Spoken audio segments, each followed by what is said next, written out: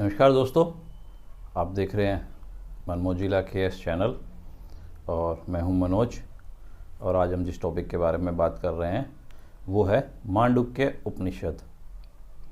तो क्योंकि उपनिषदों को सबने ऐसे बना लिया है कि जैसे पढ़ना बड़ा इम्पॉसिबल है, या फिर जो नॉर्मल लोग बाग हैं वो पता नहीं डरते हैं किताबों में जाने से या क्या, तो उनके लिए अब उपनिषदों में से जो भी जानकारी है, जो उपनिषद बोल रहे हैं उनकी जानकारी आप तक लाने के लिए ये सभी वीडियो बनाई जा रही है, ताकि हिंदू समाज ना भटके और सच्चाई जान सके। अब बात करते हैं मांडुक्य उपनिषद के बारे में कि मांडुक्य उपनिषद में क्या है आपके लिए जानकारी। तो मांडुक्य उपनिषद के अंदर ईश्वर के 4 पाद, मतलब ईश्वर का जो रूप समझाने की कोशिश की गई है 4 पादों के द्वारा। पाद अर्थात इसमें कल्पना के रूप में बताया गया है कि ईश्वर के बारे में किस किस प्रकार में और कैसे कैसे ईश्वर विराजमान है। तो इसकी शुरुआत उपनिषद में करते हैं। तो सबसे पहले सभी की, जैसे हिंदू धर्म के अंदर सभी की सर्वे भवन्तु सुखिनः, सभी सुख भोगें, उसके लिए उच्चारण किया जाता है। तो यहाँ पर भी शुरुआत में मांडुक्य उपनिषद में बोला गया है कि गुरु के यहाँ अध्ययन करने वाले शिष्य अपने गुरु, सहपाठी तथा मानव मात्र का कल्याण चिंतन करते हुए देवताओं से प्रार्थना करते हैं कि हे देवगण, हम अपने कानों से शुभ कल्याणकारी वचन ही सुने, निंदा, चुगली, गाली या दूसरी पाप की बात हमारे कानों में ना पड़े और हमारा अपना जीवन यजन परायण हो। हम सदा भगवान की आराधना में लगे रहें। और कई कई जगह ये प्रार्थना, जैसे हम स्कूल की पढ़ाई से पहले प्रार्थना करते हैं, वो प्रार्थना काफ़ी लंबी भी है, लेकिन आपके लिए कम समय में और पूरा चैप्टर ये मांडुक्य उपनिषद का लाए हैं। तो अब इसमें बताया गया है कि मांडुक्य उपनिषद में पर ब्रह्म परमात्मा के समग्र रूप को तत्व समझाने के लिए उनके 4 पादों की अर्थात विषयों की चर्चा की गई है। नाम और नामी की एकता का प्रतिपादन करने के लिए, नाम अर्थात नाम तो नाम हो गया, जैसे मेरा नाम मनोज है, और नामी मतलब मेरा, तो ये दोनों की एकता का प्रतिपादन करने के लिए और जो भी अलग अलग विषय के रूप तरीके से बताया गया है उसमें ये समझाया गया है। तो नाम और नामी की एकता का प्रतिपादन करने के लिए प्रणव की अ, उ और म इन 3 मात्राओं के साथ और मात्रा रहित उसके अव्यक्त रूप के साथ पर ब्रह्म परमात्मा के एक एक पाद की समता दिखलाई गई है। वैसे मेन क्या है इसके अंदर? ओम। ओम के साथ ईश्वर के अनेक रूपों की एक रूपता दिखाई गई है मांडुक्य उपनिषद के अंदर, जिसके अंदर अ, उ, म जिन 3 अक्षरों से ओम बना है, और उसके बाद जो उसका अव्यक्त रूप है, जिसको निराकार कहते हैं, निर्गुण निराकार रूप कहते हैं, उसके बारे में। तो इस मंत्र में परब्रह्म परमात्मा का नाम जो ओमकार है, ओमकार के बारे में बताया गया है, उसको परमात्मा से अभिन्न मानकर यह कहा गया है कि ओम यह अक्षर ही पूर्ण ब्रह्मा अविनाशी परमात्मा है। जो भी जगत दिखाई पड़ता है वह सब का सब ओमकार ही है। तथा कहा गया है कि परमात्मा साकार भी है, निराकार भी है और दोनों से रहित भी है। तो इसमें साकार निराकार की भी कन्फ्यूज़न दूर हो गई। उपनिषद में बोला गया है कि वो ईश्वर साकार भी है और निराकार भी है। और कहा गया है कि सर्वात्मा, सभी की आत्मा, पर ब्रह्म आगे बताए हुए प्रकार से 4 पादों वाले हैं। और साथ में कहा गया है कि वास्तव में उन अखंड निरअवयव पर ब्रह्म परमात्मा को 4 पादों वाला कहना नहीं बनता। मतलब उनके बारे में वैसे तो पूरे उपनिषद के अंदर यही लिखा हुआ है कि उनको इंद्रियों के द्वारा जाना नहीं जा सकता, छू नहीं सकते, देख नहीं सकते, सुन नहीं सकते। तो अब उसके अगर 4 पादों के बारे में बोलें तो फिर उसका जो उसके बारे में डिस्क्रिप्शन टाइप वो बहुत स्मॉल हो जाएगा। तो हम लोग प्रभु को, परमात्मा को उस रूप में बांध नहीं सकते, ऐसा उपनिषद में बोला गया है। लेकिन क्योंकि समझाने के लिए कुछ ना कुछ उदाहरण रखना होता है, तो उसके लिए यहाँ पे बोला जा रहा है। इसीलिए कहा गया कि निरअवयव परमात्मा पर ब्रह्म परमात्मा को चार पादों वाला कहना नहीं बनता। तथापि उनके समग्र रूप की व्याख्या करने के लिए और सभी जिज्ञासु जो जानना चाहते हैं उन्हें समझाने के लिए उन चार पादों के द्वारा समझाया जा रहा है, जिसे इस तरीके से समझकर आपको अति प्रसन्नता होगी। सच में आप इस वीडियो में जैसे जैसे आगे बढ़ेंगे तो आपको बहुत अच्छा लगेगा। बहुत अच्छी तरीके से इसमें समझाया गया है मांडुक्य उपनिषद में। पर ब्रह्म के वे चार पाद कैसे और किस प्रकार हैं, यह बात समझाने के लिए जीव की आत्मा तथा उसके स्थूल अर्थात भौतिक जगत, सूक्ष्म अर्थात दैविक जगत, इंद्रिय आदि और कारण जगत अर्थात जो तात्विक जगत का आधार है, तत्वों का आधार है, जो जिनकी वजह से तत्व बने और जिनकी वजह से तत्व टिके हुए हैं सभी आपस में। इन तीनों शरीरों का उदाहरण देते हुए उन परमात्मा के तीन पादों का वर्णन कर्मश किया गया है। उनमें से पहले पाद का वर्णन इस प्रकार है। भाव यह है कि जिस प्रकार जागृत अवस्था में इस स्थूल शरीर का अभिमानी जीवात्मा अर्थात हम लोग, ये पूरा का पूरा जो हम है, जो बोल रहा है, सुन रहा है, देख रहा है, जीवात्मा जागृत अवस्था में इस स्थूल शरीर का अभिमानी जीवात्मा सिर से लेकर पैर तक 7 अंगों से युक्त होकर अर्थात 7 लोक स्थूल विषयों के उपभोग के द्वार रूप 10 इंद्रियां अर्थात 5 ज्ञान इंद्रियां, 5 कर्मेंद्रियां, 5 प्राण और 4 अंतःकरण, मतलब हमारे इस जीवात्मा, ये जो पूरी की पूरी बॉडी है, इसके अंदर कौन कौन सी चीज़ें वर्किंग में है, इंद्रियां हैं, प्राण हैं, जैसे अपान वायु, व्यान वायु, उस टाइप से, और हमारे मन में भी हमारे अंदर 4 अंतःकरण होते हैं। इस प्रकार इन 19 मुखों से विषयों का उपभोग करते हैं, मतलब हम जीवन यापन कर रहे हैं अलग अलग तरीके से, और उसका विज्ञान बाह्य जगत में फैला हुआ है। बाह्य जगत जो हम अपनी आंखों से बाहर देखते हैं। इस स्थूल जगत रूप शरीर का आत्मा जो संपूर्ण देवता, पितर, मनुष्य आदि समस्त प्राणियों का प्रेरक और स्वामी होने के कारण इस स्थूल जगत का ज्ञाता तथा भोक्ता है। जानने वाला है और भोक्ता अर्थात जो इस्तेमाल कर रहा है इस जगत में, जिसकी अभिव्यक्ति इस बाह्य जगत में हो रही है। बाह्य जगत में हमारी अभिव्यक्ति हो रही है, हम दिखाई दे रहे हैं पूरे के पूरे। वह सर्वरूप वैश्वानर उन पूर्ण ब्रह्म परमात्मा का पहला पाद है। मतलब इसी को बोला गया है कि नर में नारायण, तो इसको पहला पाद बोला गया है भौतिक शरीर को, और जिसको बोला गया है वैश्वानर, वैश्वानर के नाम से इनको बोला गया है। स्थूल जगत रूप शरीर वाले सर्वरूप परमेश्वर को यहाँ वैश्वानर कहा गया है तथा इसकी समानता ओमकार के ए अक्षर से की गई है।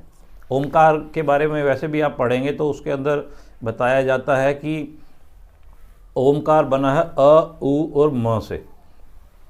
तो उसमें से जो सबसे पहला है अ, उसका मतलब उधर भी ओमकार के अंदर भी भौतिक ही बताया गया है। तो यहाँ पे इसकी समानता की गई है परमेश्वर के प्रथम पाद से ओमकार के अ की, जिसको वैश्वानर के नाम से बोला गया है।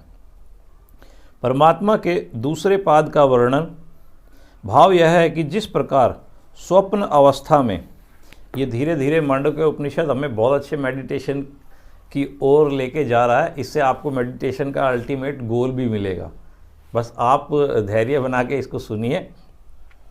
परमात्मा के दूसरे पाद का वर्णन भाव यह है कि जिस प्रकार स्वप्न अवस्था में सूक्ष्म शरीर जीवात्मा पहले बताए 19 मुखों से सूक्ष्म विषयों का उपभोग करता है। स्वप्न अवस्था के अंदर आप जानते हैं कि जब आप स्वप्न देख रहे होते हैं तो आप यूं के यूं होते हैं बिल्कुल। आप चाहे कोई भी सपना देख रहे हो, सपने में आपको ये महसूस भी नहीं होता कि आपको ये याद भी नहीं होता कि आप सो रहे हैं क्या, आप बेड पे सो रहे हैं, लेकिन आप स्वप्न के अंदर बिल्कुल वैसे ही रिएक्ट कर रहे होते हैं जैसे हम लोग अपनी लाइफ के अंदर रिएक्ट करते हैं। तो इसके अंदर दूसरे पाद का जो वर्णन किया गया है वो हमारी स्वप्न अवस्था के अंदर जो हमारा एक सूक्ष्म शरीर है, एक तो हमारा ये भौतिक शरीर हो गया, लेकिन वो सूक्ष्म शरीर जो सपनों के अंदर भी घूमता है, देखता है, सुनता है, भागता है, डरता है, डराता है, पता नहीं क्या क्या करता है। आप लोग इस बात से परिचित है क्योंकि शरीर तो हमारा सबका, मन आत्मा सबकी एक ही है, तो हमें मालूम है सपनों के बारे में।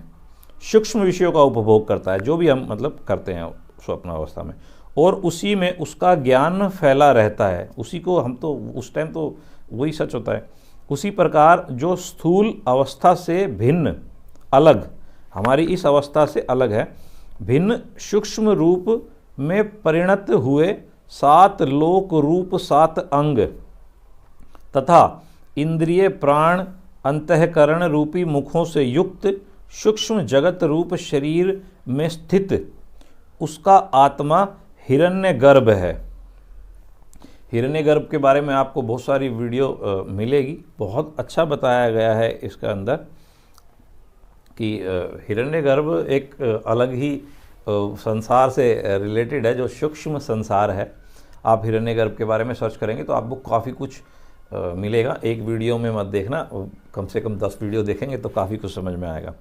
वह समस्त जड़ चेतनात्मक सूक्ष्म जगत के समस्त तत्वों का नियंता, ज्ञाता और सबको अपने में प्रविष्ट किए हुए है, इसलिए उसका भोक्ता और जानने वाला कहा गया है। उस सूक्ष्म पर ब्रह्म के दूसरे पाद को, जो हमारे को सूक्ष्म शरीर है, उस उदाहरण से समझाया गया है।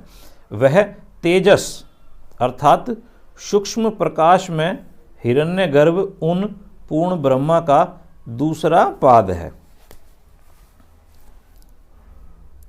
उसको तेजस के नाम से बोला गया है।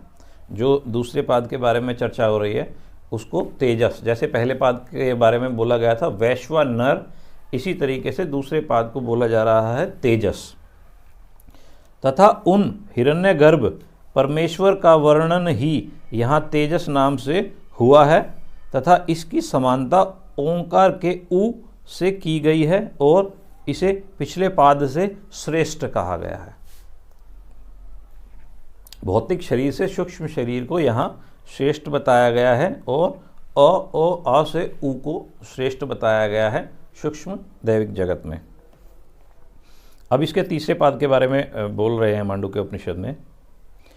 जागृत की कारण और लय अवस्था रूप सुषुप्ति के साथ प्रलय काल में कारण रूप से स्थित जगत की समानता दिखाने के लिए पहले सुप्रसिद्ध सुषुप्ति अवस्था के लक्षण बतलाकर उनके बाद पूर्ण ब्रह्म परमात्मा के तीसरे पाद का वर्णन किया गया है। जागृति कारण मतलब ये जो सब कुछ जागृत दिखाई दे रहा है, और लय अवस्था रूप, लय अवस्था रूप जैसे कहते हैं सृष्टि का उद्गम और विनाश, हमारा जागना और सो जाना।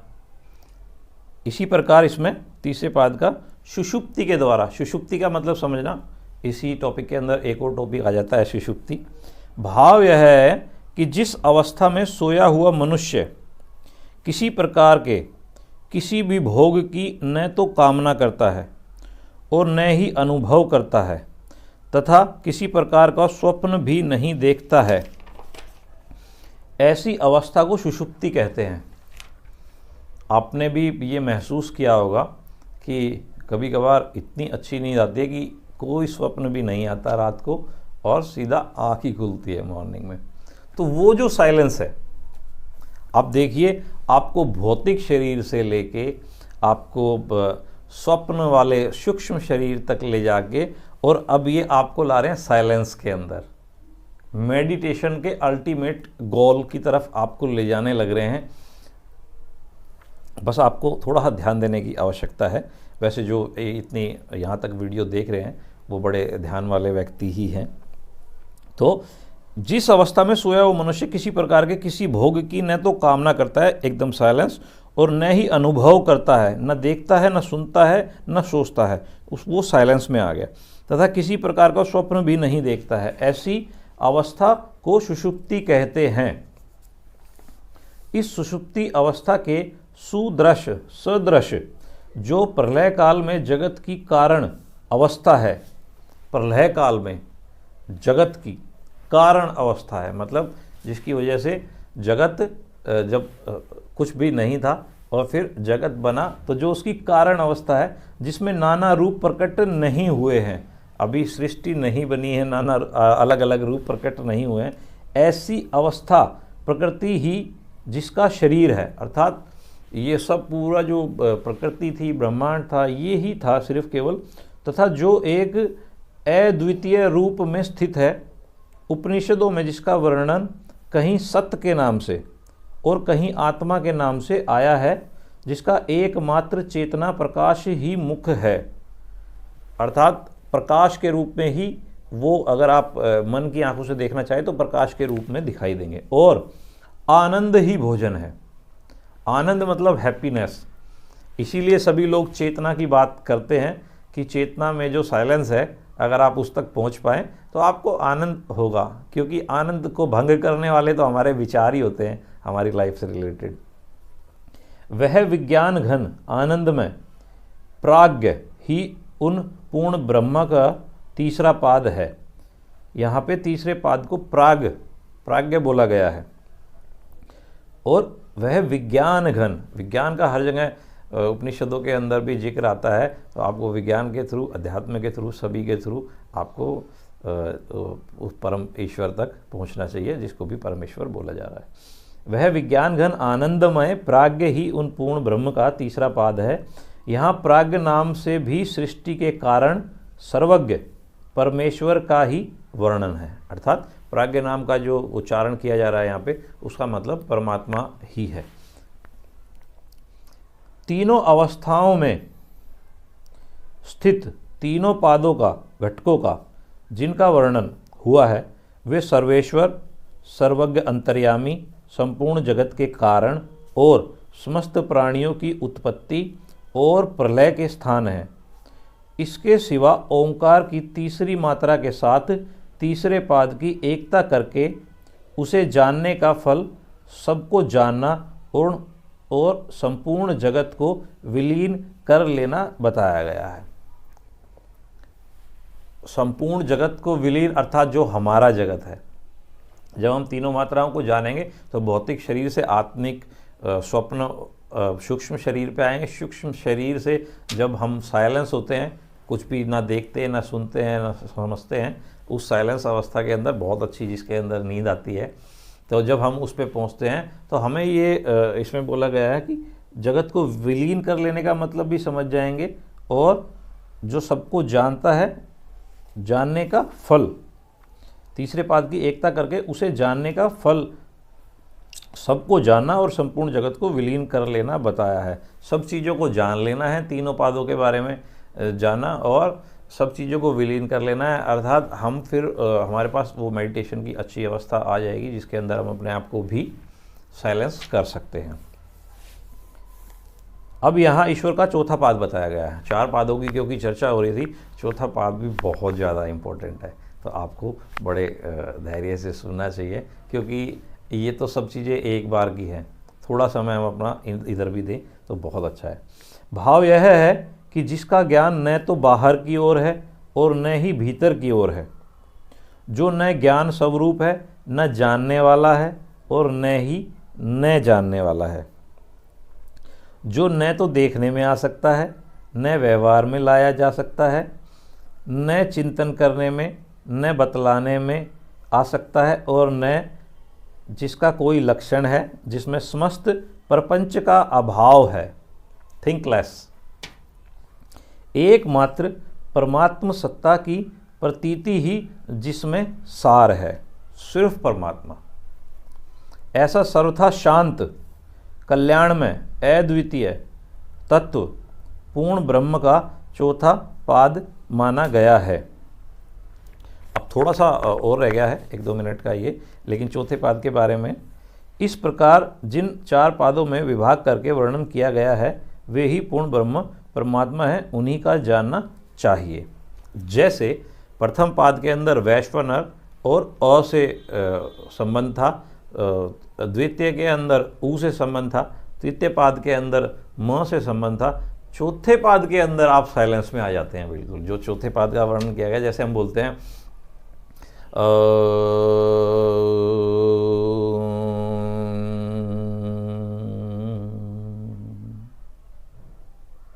अब म के बाद जो साइलेंस होती है, अ उ म, उसके बाद जो साइलेंस बचती है उसी को बोलते हैं ओम शांति।